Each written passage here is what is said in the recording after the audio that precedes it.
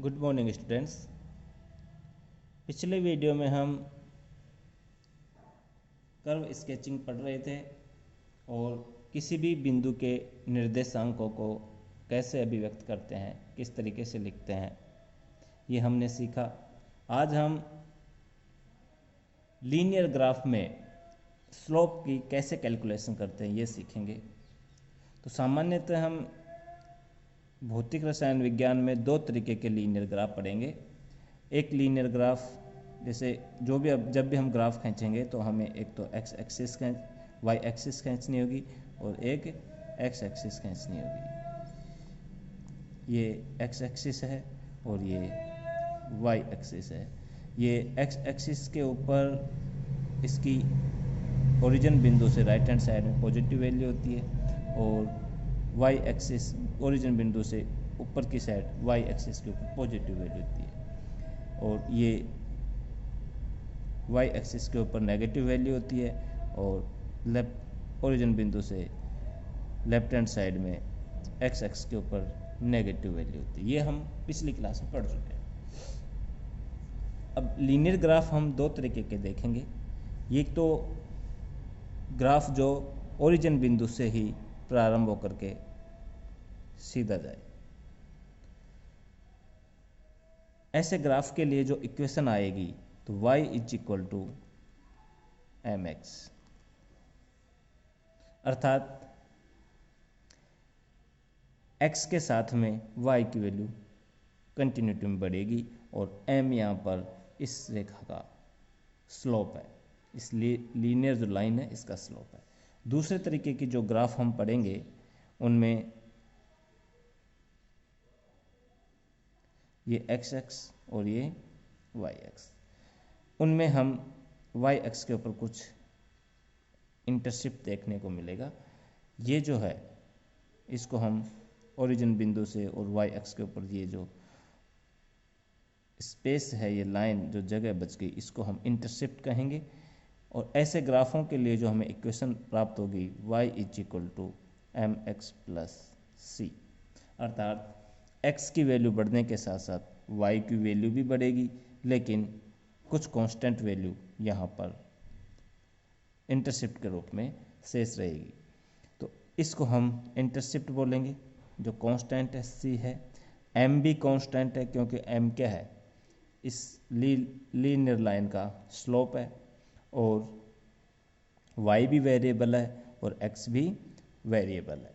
तो यहाँ दो तरीके के ग्राफ हमको देखने को मिलेंगे। यहाँ पर m कांस्टेंट है, y x वेरिएबल है और x के साथ में y भी वेरिएबल है। तो ये दोनों इक्वेशन ये दिखा रही हैं कि जैसे जैसे x की वैल्यू बढ़ रही है y की वैल्यू भी बढ़ेगी और यहाँ पर भी x की वैल्यू बढ़ेगी तो y की वैल्यू भी बढ़ेगी। अब हमारे सामने आज जो हम सीखना चाह रहे हैं वो चाह रहे हैं कैलकुलेशन ऑफ द स्लोप। हमें इस m की वैल्यू कैलकुलेट करनी है कि ये जो स्लोप है ये कितना है और यहाँ पर ये स्लोप है ये कितना है, m की वैल्यू क्या होगी। तो स्लोप ज्ञात करने के लिए हमें ये जो लीनियर लाइन है इसके ऊपर दो बिंदु मानने पड़ेंगे। जैसे एक बिंदु ये मान लिया, एक बिंदु ये मान लिया। अब इस बिंदु से एक्स एक्स के ऊपर सीधी लाइन खींचनी है और यहाँ से भी एक्स एक्स के ऊपर सीधी लाइन खींचनी है। तो ये तो हमारा x1 हो गया, ये हमारा x2 हो गया और इधर भी हमको सीधी लाइन खींचनी है और ये भी हमको एक सीधी लाइन खींचनी है। तो ये y1 हो गया, ये y2 हो गया, या इसको डेल्टा x बोल दूँ, इसको डेल्टा y बोल दूँ। जो स्लोप आएगा हमारा m इज इक्वल टू होगा delta y upon delta x, अर्थात इस डेल्टा y की वैल्यू जितनी ज़्यादा होगी स्लोप का मान उतना ही ज़्यादा होगा। दूसरा, यदि इस तरीके के ग्राफ में हमको स्लोप कैलकुलेट करना है तो वो ही है, हमको इसमें दो बिंदु मानने होंगे, एक ये मान लिया, एक ये मान लिया। यहाँ पर भी हमको सीधा एक्स एक्स के ऊपर एक सीधी लाइन खींचनी है दोनों बिंदुओं से और दोनों बिंदुओं से ही वाई एक्स के ऊपर सीधी लाइन खींचनी है। जो स्लोप होगा m इज इक्वल टू होगा ये डेल्टा y हो गया, ये डेल्टा एक्स हो गया, तो delta Y is equal to delta x.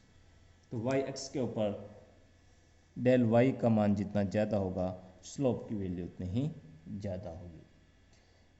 अब इसको समझने के लिए हम थर्मोडायनेमिक्स और केमिकल काइनेटिक्स की जो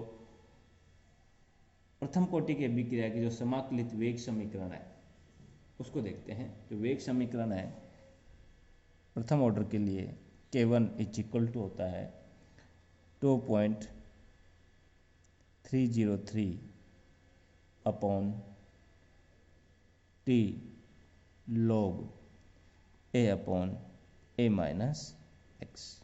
अब इस इक्वेशन के अंदर K क्या है? कांस्टेंट है। यहाँ वेरिएबल क्या है? वेरिएबल T है और वेरिएबल X है। ए भी कांस्टेंट इनिशियल कंसंट्रेशन है।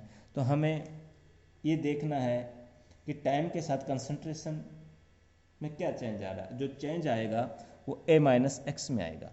तो हमें जो ग्राफ प्लॉट करना है वो a माइनस एक्स और t के बीच में ग्राफ खींचना है। तो इस इक्वेशन को इस तरीके से सेट करना है कि एक x के ऊपर हमारा टाइम आ जाए और एक x के ऊपर हमारा कंसंट्रेशन में चेंज a माइनस एक्स आ जाए। तो इसको हम यूँ लिख सकते हैं